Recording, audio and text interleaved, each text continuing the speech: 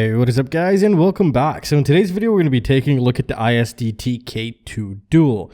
Now this is another charger from ISDT. However, we can see they are stepping in the right direction if you do take a look at the inputs here. And I did get this unit for review here. So I've just been putting it at its own paces.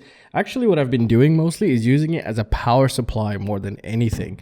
Power supplying some mini boards that I have that need 5-volt 3 amps. And there was a case when I left it on 24 hours just powering on that little PC. So in terms of reliability currently, it's doing very well. But again, I wasn't pulling a lot of amperage and I did charge a couple batteries here and there. Now, what makes this pretty unique here? Well, the fact that you can actually use these in series or parallel is pretty interesting. However, I could not unlock the menu to do that. I can get into the menu, but I'm unable to choose that. Maybe it has some pre-checks for it, actually allows you to enable that, and we're going to take a look at them in a bit here. So some of the things you might want to know, and available also online in the link down below, it takes an AC input and DC input up to 34 volts. So it takes 10 to 34 volts as an input.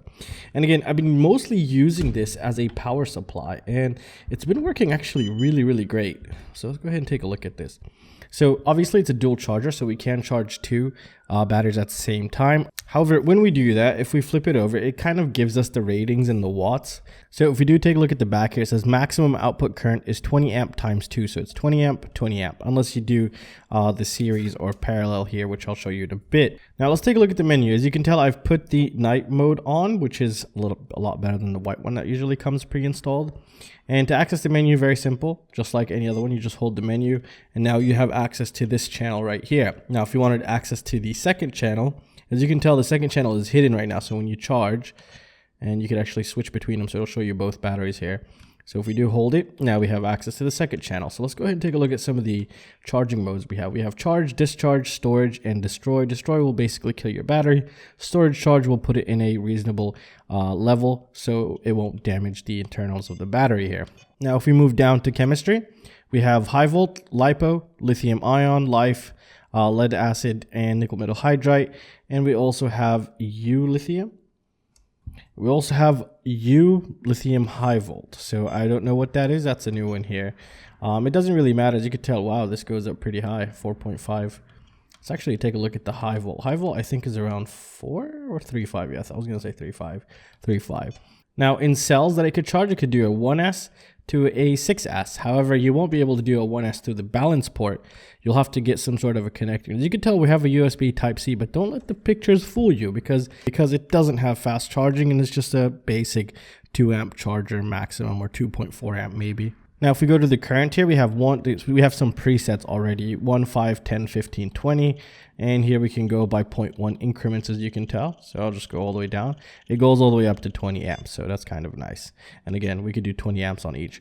So that's really it here until we access the advanced menu, which we would have to hold these at the same time.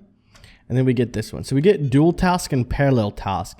And these are the tasks that allow you to connect two batteries here, but I'm unable to go into it. Maybe it's locked by the firmware, or it has to do some sort of a pre-check of the battery if it's plugged in before it allows you to go there.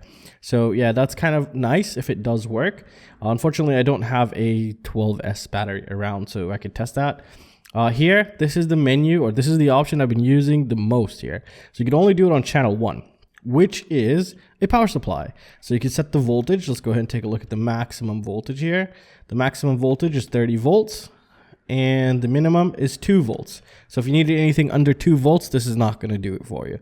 I've been using it here. I do have a bunch of power supplies. Actually, I have a couple 1,000-watt power supplies, some dedicated power supplies.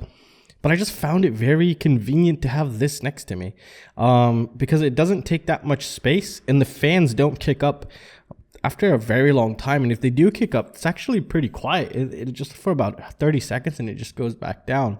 But that's when I'm powering something around 5 volts, 4 amps. So not that much, but it's still nice. I have smaller ones that would just kick the fan constantly and it could get pretty annoying. So in that aspect of 5 volt stuff, I really enjoyed it. Now we could also limit the current in case there was a short and it was gonna suck up more current and probably ruin the other electronics. We could go to a minimum of 1 amp though. And if you need lower than 1 amp to limit, then you're going to need a dedicated power supply. But here it'll limit it to 1 amp to 5 amp maximum. So it'll output 5 amps maximum on all voltage levels here. And once you're ready, you could just click power on and it'll start outputting. So it's really nice. I've been using it for my Latte Panda and it's been absolutely gorgeous. Now, what does come in the box? I actually forgot to mention that. As you can tell, it comes with this. This is not the screen protector, but it does come with a screen protector in the box. But I didn't want to deal with it now and make bubbles all over it. So for this review, so as you can tell, we also do have quite a lot of fans and we have a lot of venting. It is all plastic, and just everything is plastic here. It is nice though. It's one of the most refined ISDT chargers I've used so far, honestly. It is a bit expensive, I think, around $100 or so, but you do get a lot of power out of this, and you could do parallel charging really great. And you also do have the extra functionality of parallel and series charging, that function that I couldn't get to work. And I haven't found a single issue with it, and it's just been doing its job. And well, that's it, guys. Everything's linked down below if you can check those out. It's a great support channel. I'll see you guys in the next one. Peace.